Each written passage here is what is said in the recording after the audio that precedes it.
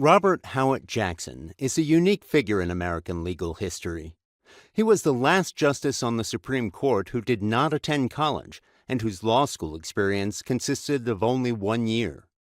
He was also the last Supreme Court justice whose admission to a state bar was primarily based on his having read for the bar. He began work at the age of 18 with a firm in Jamestown, New York, worked there for 2 years before briefly attending Albany Law School, and was admitted to the New York bar in 1912 when he was 21. His legal training was like that of many prospective lawyers from rural regions across the United States at the time, though that form of training would virtually disappear over the next 20 years. Jackson's law practice reflected Jamestown's small city needs.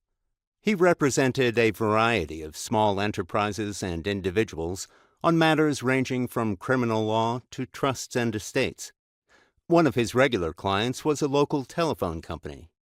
He did both trial and appellate work, but he had virtually no exposure to cases involving the federal government, and his experience with state regulatory agencies primarily consisted of negotiation rather than litigation.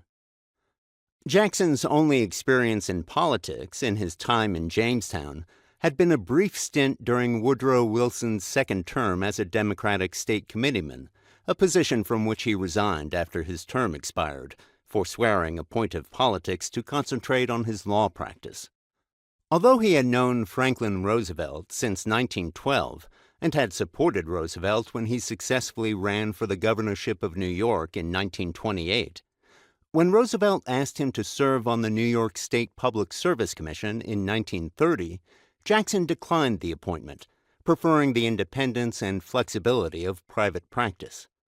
It was thus a considerable surprise to Jackson when, after Roosevelt had won the presidency in the 1932 election and moved to Washington, two of the cadre of lawyers who accompanied Roosevelt offered Jackson a position at the Bureau of Internal Revenue in the Treasury Department, arguing tax cases, an area Jackson had not concentrated on in his Jamestown practice.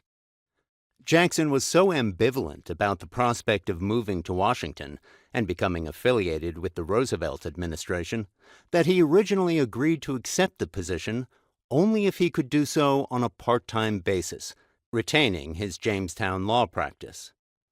Yet, within a few short years, Jackson had become an integral figure in the administration, litigating several key cases before the Supreme Court and serving first as Solicitor General and then as Attorney General of the United States. Starting in 1938, he was on Roosevelt's shortlist of potential appointees to the Supreme Court, eventually being appointed in July 1941.